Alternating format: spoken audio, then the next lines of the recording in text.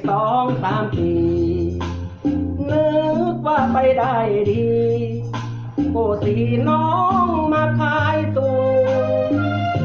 พ่อแม่อยู่นาให้พี่มา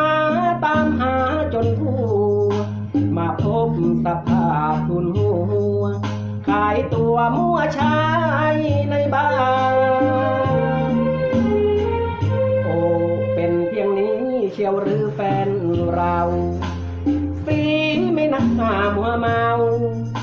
กลิ่นข้าวน้ำกามกามาที่ต้องตะลึง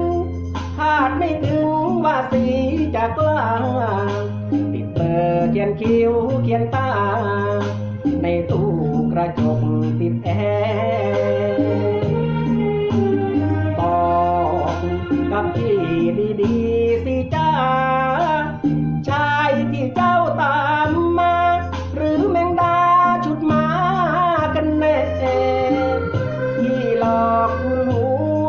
มาขายตัวที่ในห้องแอร์หรือสีเต็มใจกันแน่